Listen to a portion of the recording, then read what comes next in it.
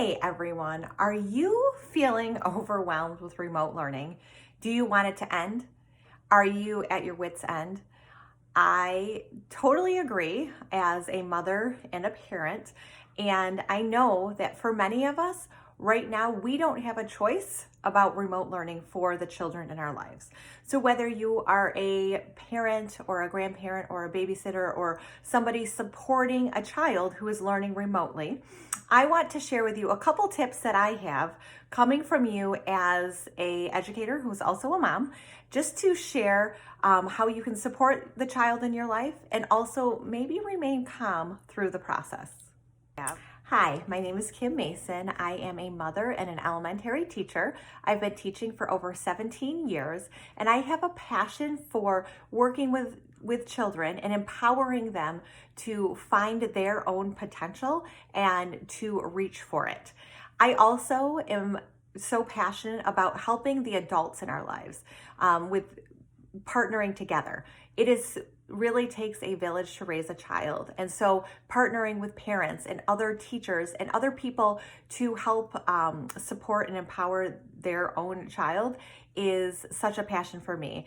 And I'm going to be sharing some ideas from a teacher's perspective about ways to support the child in your life, whether it's at school or if it's at home. And so stay tuned for more ideas. Hi, everyone.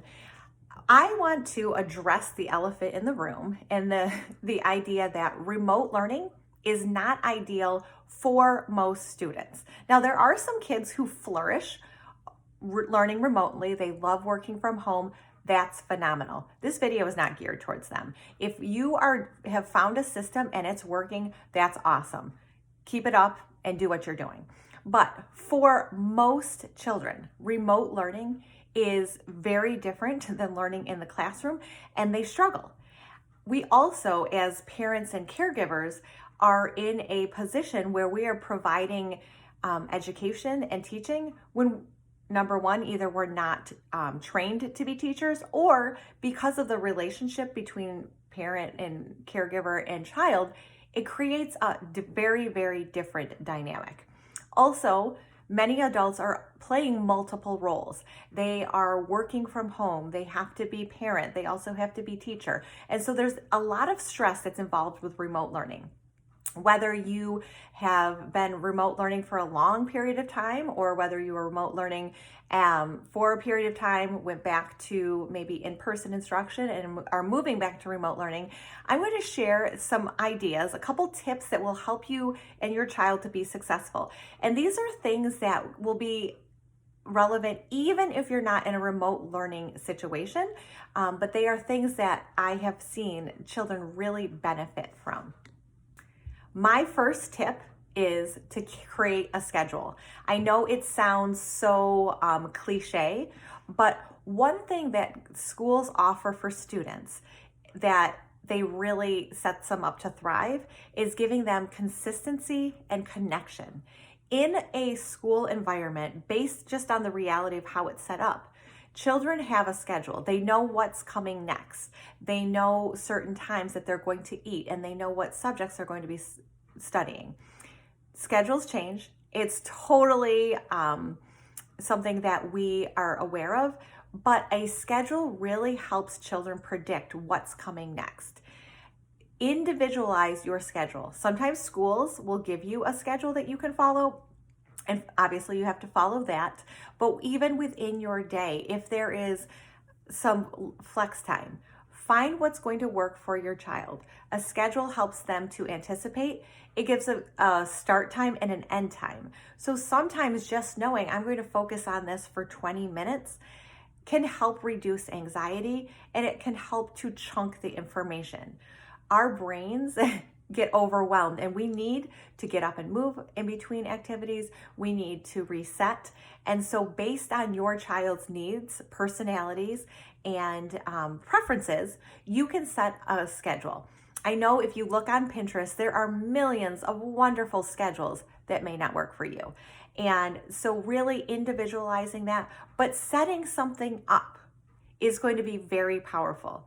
Well, with the permission that things might change. The weather might be nice and you might need to go outside and explore nature, or things are going to come up in your schedule, and that's okay.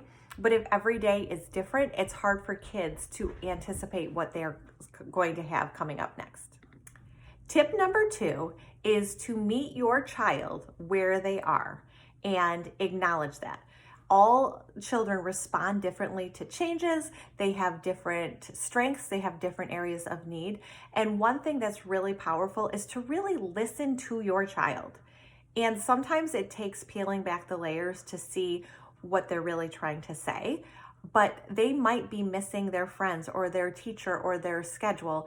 And so having a conversation and seeing where they are. Also, looking developmentally at where they are, it's really important to set up your expectations. Young children cannot sit for a long period of time. Older kids can't either. Our attention spans have changed over time, and we're in this instant gratification society. So being aware of the children's strengths and needs is really important, and validating that their feelings are okay. And our feelings will change. And so as we have that, this is going to be very powerful for their learning and for their social emotional health as well. Tip number 3 is to communicate openly and respectfully with the teachers that are connected to your child. We are all in this together, and the home-school partnership has never been more important than it is now. And I would encourage you, if your child is confused with directions, cannot access some information, is struggling, to let your child's teacher know. I always feel that it's much more powerful for me to see the process of what a child is doing than to see a correct answer. If they're struggling, that will help inform my instructions so that I know what they need. And teachers care about kids.